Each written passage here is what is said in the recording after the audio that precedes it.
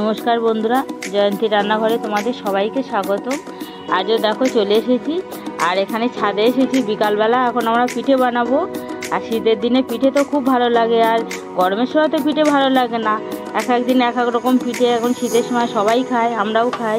তা তেলে পিঠে বানাবো। এখানে দেখো আতপ চাল রাত্রে ভিজিয়ে রেখেছিলাম জল ঝেড়ে, আর সেটা এখন শিলে বেটে নেবো। আর শিলে বেটে পিঠেটা তৈরি করলে তেলে পিঠেটা খুব সুন্দর হয়, তাই জন্য শিলে বাটা হচ্ছে। আর যাদের ঢেঁকি আছে বাড়িতে, তাদের ঢেঁকিতে কুটলে আরও খুব সুন্দর হয়। আর কলের ভাঙানো তো হয় না, শিলে না বাটতে বলে মিক্সিতে দিলেও হয়।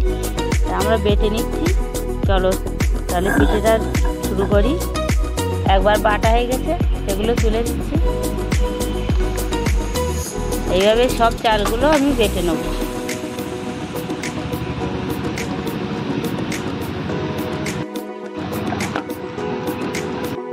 চালের গুঁড়োটা করা হয়ে গেছে, সবগুলো শিল দিয়ে গুঁড়ো করে নিয়েছি।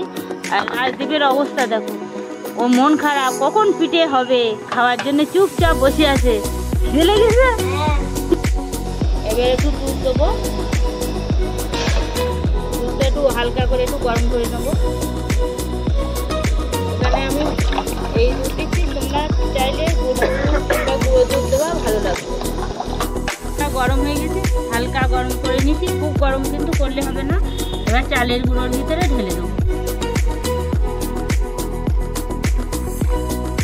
এবার একটু লবণ দেবো,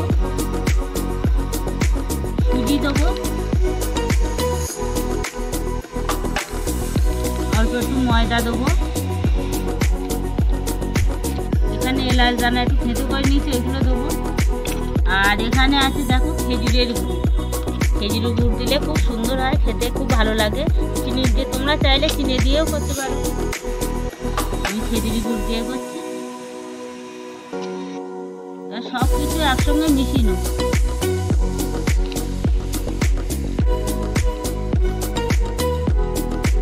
সব কিছু উপকরণ দিয়ে চালের গুঁড়োটা ভালো করে মিশিয়ে নিয়েছি। আর ঘনটা দেখো এরকম থাকবে, খুব হালকাও না খুব পাতলাও না, এরকম করতে হবে। সাদা তেল দেবো ভাজার জন্য, তেলটা একটু বেশি করে দেবো। আর এখানে সরষের তেল দিলে কিন্তু হবে না, সাদা তেলে দিতে হবে। তেলটা গরম হয়ে গেছে, এবার ব্যাটারটা দিয়ে দেবো।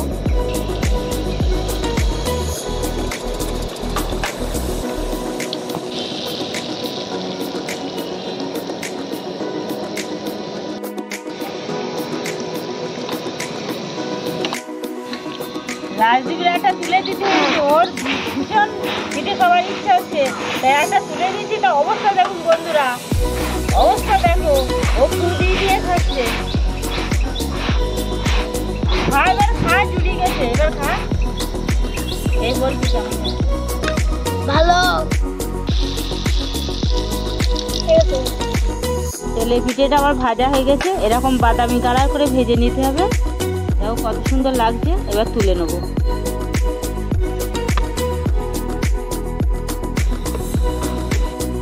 তো বন্ধুরা দেখো, আমার পিঠেগুলো তৈরি করা হয়ে গেছে, তেলের পিঠে। এবার ছেলে আসুক, খেয়ে দেখি কি বলে। বন্ধুরা দেখুন, হালকা হালকা শীত, আর মা বানিয়েছে খেজুরের গুড়ের তেলের পিঠে।